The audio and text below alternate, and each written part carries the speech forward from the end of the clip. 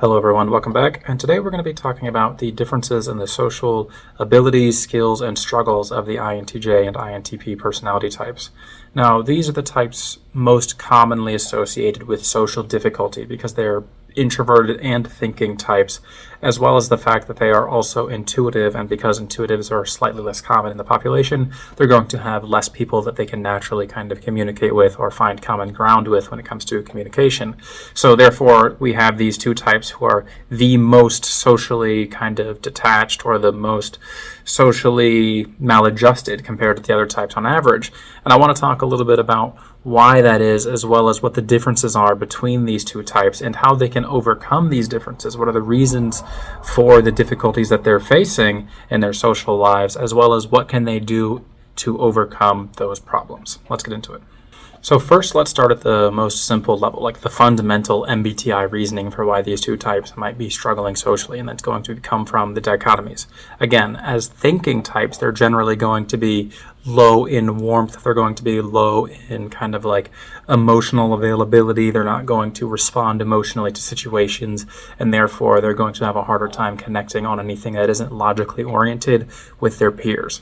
As introverted types, it's a natural conclusion that they're not going to be as social in general. Now, introversion isn't exactly measured by how social you are in terms of like the Jungian perspective on introversion and extroversion. Instead, introversion is going to be the degree to which you are inwardly focused, and as someone who is primarily inwardly focused mentally and cognitively, you're going to have less resources to spend on the outer world, or less interest in spending your resources on the outer world, which as a byproduct means you are more likely to not engage in social activities. So that is to say, introversion doesn't mean you can't be socially active or have social skills, but it means you're going to generally be less interested, or it's going to be harder for you to try to commit to spending resources on things in the extroverted realm. That's going to be the primary reason I think that these two types struggle with social ability. But when you take that, you combine it with the thinking preference, with their struggle to communicate emotionally or affectionately or warmly with their peers or people around them, and to be more critical in their responses, you're going to see that there's going to be general struggle areas. And again, from the final dichotomy between these two that is shared intuition, you're going to see that the intuitive types have a harder time communicating with the general sensor population on average, and it's going to be something that might alienate them from people if they aren't in an environment that is supportive of their intuitive preferences, their intuitive perceptions, essentially. So that's kind of the basic letter dichotomy perspective when it comes to why these types might struggle socially. But to get into the real depths of this conversation, let's look at the cognitive functions, the kind of Jungian standpoint on these two types and why they might be struggling socially. And this is really where you're going to see the differences and how they're struggling socially, and what is a struggle area for them in the social realm. What is the thing that is catching them or making them uncomfortable or giving them a difficult time connecting with others? So the first thing we need to look at is the cognitive functions for each of these types. Now, INTJs and INTPs have entirely different cognitive functions. They don't share any in terms of their valued four or the primary four. If you're like me and you use a four-function stack, you're going to see that INTPs have introverted thinking, extroverted intuition, introverted sensing, and extroverted feeling in that order, while with INTJs, you're going to see introverted intuition, extroverted thinking, introverted feeling, and then extroverted sensing in that order. And these are, as you can see, extremely different. There's no shared functions here, but yet they're both struggling socially. They're both introverted types who have a preference for thinking and intuition. So what is the differentiating factor in how they are struggling? What is it that they value in social communication, or are they disvaluing in social communication that is making it difficult for them to connect with their peers? Well, let's first look at the INTP, because I think the INTP is the easier of the two to understand why they are struggling socially. Their fourth function, the thing that they are disregarding the most, the thing that they're repressing most typically in their life, is extroverted feeling. But when we look at our repressed function, when we look at the struggle area of the types, we're also going to have to think about the fact that our fourth function is extremely valued. It is something important, and you could even say aspirational. So INTPs are extremely aspirational in the extroverted feeling realm. They want to be connected with people socially. They want to feel like they are included as part of the group. They want to be in meaningful relationships with people around them. But the problem is that they are constantly disregarding or are generally unaware of the social cues and things that they should be saying or not saying to fit in or to be included within groups without breaking the kind of social norms. And you'll really see this with INTPs as they do the thing that I like to call putting their foot in their mouth, where they're saying something that accidentally hurts someone else's feelings, or they're saying something that may be overly critical, or maybe using too much introverted thinking, and that they're too logical in their approach to how they're responding to a situation. And it makes them kind of seem weird and eccentric. It makes them seem like they're just a little too harsh, they're a little too critical, or like they're disregarding the feelings of the people within the situation that they're in. And this is the real reason that INTPs tend to struggle a lot socially. The main reason being that they aren't as aware. They are repressing extroverted feeling. They are repressing the ability to connect with others and be aware of the social harmony, which is kind of like the generic term we use like for extroverted feeling. But there is truth to that, and that the INTP is not really aware or disvaluing the social harmony aspect of social situations that they are in, which makes it really difficult for them to communicate with their peers and people around them. This is then exacerbated by the fact that they have extroverted intuition as their extroverted primary function, their primary extroverted function. What do I mean by this? So if you're an introverted type, your secondary function is the way that you primarily engage with the outside world, how you communicate with other people. But then when this function for INTPs is extroverted intuition being the one that is difficult to communicate with others and is less respected by a majority because sensors make up the majority, you're going to find that not only are INTPs socially disvaluing things because of their low extroverted feeling, but when they are trying to communicate with people, they're doing it through the lens of extroverted intuition, talking about ideas, things that are interesting to them, things that are kind of concepts that might be interesting, things that are never going to come to fruition. They're just ideas that they're excited about. And these things only further off-put them from the people around them who aren't able to grasp on to these ideas very easily. They're not going to be able to see the value or importance of these things that are interesting to the INTP. And this leads to this kind of doubling down effect where they're having a disvalue of the social sphere, and they're awkward when they're trying to interact with the social sphere. And when they are interacting with people, they're doing it overly critically through their introverted thinking function, which leads to this kind of trifecta of social difficulties within the INTP type. And I actually genuinely believe that on average, the INTP is going to struggle more socially than the INTJ. But we'll get into the INTJ in just a second. So now let's look at the INTJ. In my opinion, the INTJ is very different from the INTP in their social abilities, skills, and struggles. So from a function perspective, the INTJ has secondary extroverted thinking. So just like how we talked about how the INTP is communicating with the outside world through intuition, they're discussing ideas and concepts that are interesting to them, the INTJ is instead interacting through thinking or through kind of this pragmatic approach, extroverted thinking. They're going to be very business-oriented, objective-focused, outcome-focused. They're going to have conversations that are along the lines of, how well did you do on X thing?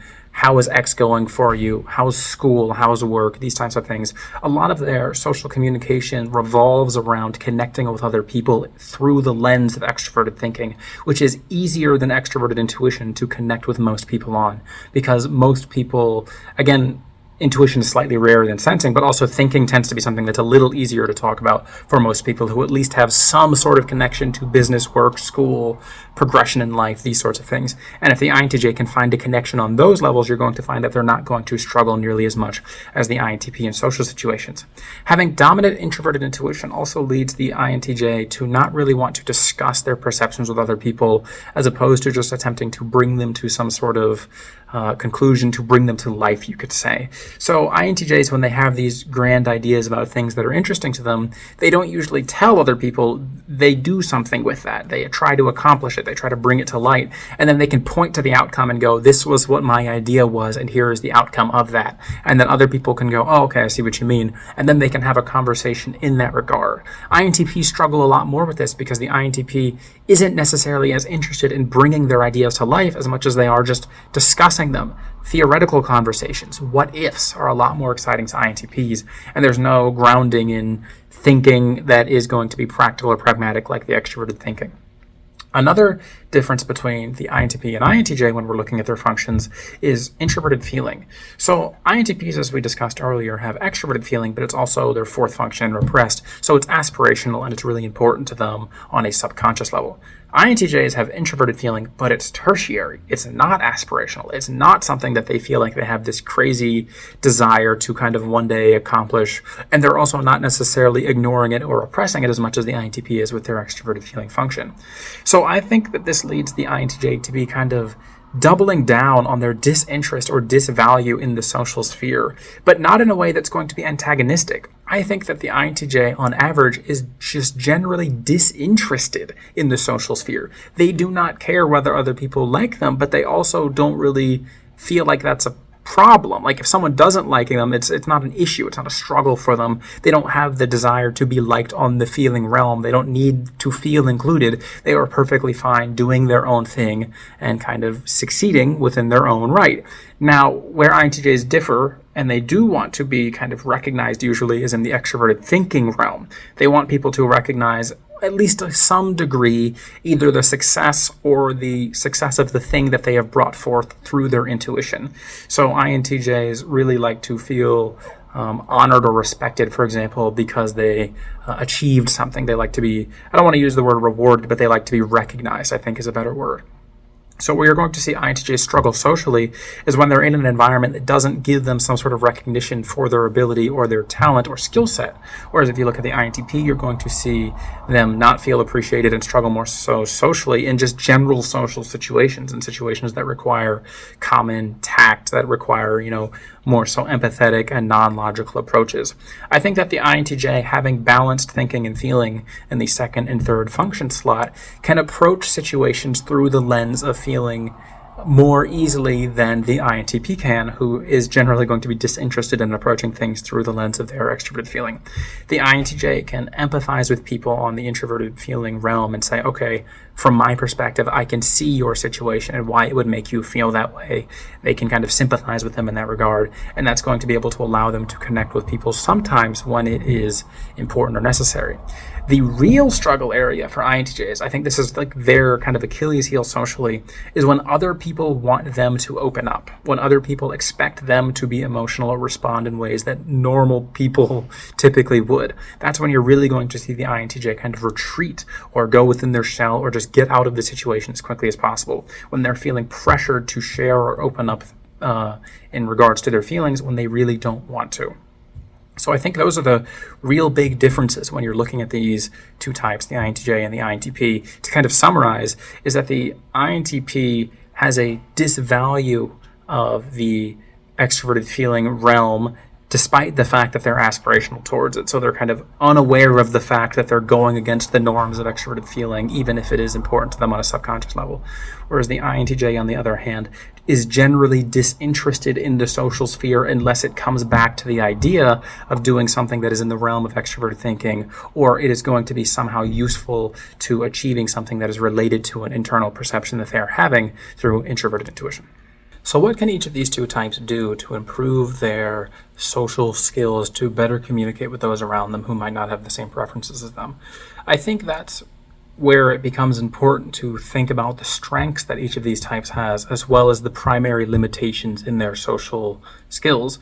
So we talked about the social limitations, and we talked a little bit about the strengths of each one. The INTP we need to talk a little bit more about the strengths of. So what can the INTP do to communicate more effectively with people around them? How can they avoid the pitfalls of their repressed extroverted feeling and their struggle to communicate effectively through extroverted intuition? Well, I think that the primary thing that they have to do is, first and foremost, bring the unconscious to awareness. I think this is the general idea of Carl Jung's kind of point when we're talking about the unconscious and the conscious. So if extroverted feeling is unconscious, it's something that's very difficult for them to understand or be aware of. They have to first be aware that they are unaware. So the INTP needs to know that they are struggling in the social realm due to their difficulty processing extroverted feeling values or cues in real time. Then once they have a recognition that that is something that they are struggling to process, then they can make actions based on that. What does that look like? Well, first and foremost, it kind of could be holding your tongue when you realize that you're going to say something that might be overtly critical or logical. It could be along the lines of recognizing that someone around you might not have the same preferences for intuition that you have, so therefore communicating with them through the realm of extrovert intuition might be a difficulty. It could be that you need to recognize that sometimes when you're in the extroverted intuition conversation mode, you're just kind of going on and on and on, and you're not giving others a chance to speak or put in their 2 cents. Or when they do put in their 2 cents, then you're immediately responding with introverted thinking criticism of their reaction to your ideas. Being aware of these general pitfalls and traps is going to be the first thing that INTPs need to do to get over the struggle areas that they have in their social realm. Essentially bring the unconscious to consciousness, recognize the problem, and then slowly address it piece by piece. And also, the biggest thing I think that INTPs can do is to not be offended when someone calls them out for doing something that goes against the social norms that they are crossing. If you're an INTP, you're going to most likely get very defensive when someone calls you out for doing something that is rude or overtly critical. Don't do that. Take it in stride and be like, okay, maybe you're right. Maybe there's something to learn from this situation. Maybe it's not everyone else's fault all of the time that I'm not able to fit in. Maybe there's something on my end that is making it difficult for me to fit in or communicate effectively with everyone around me.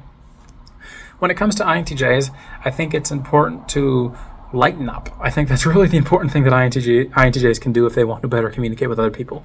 Life isn't so serious. A lot of INTJs, especially in like 15, early 20s, mid 20s, even late 20s, early 30s sometimes if they're a little slower on the developmental track, is they're going to be too serious when it comes to how they're interacting with everyone around them. They're going to be business first all the time, no feelings or emotions, very little jokes, because when you have intuition that's private, a lot of times INTJs are quite funny. They have a good sense of humor because intuition gives them these random insights of things that could be quippy or snarky to say in response, but they're not going to say these things because they want to keep them to themselves. Learn to occasionally share those random thoughts that you have. People might find them funny. You might find that you can get laughs out of people.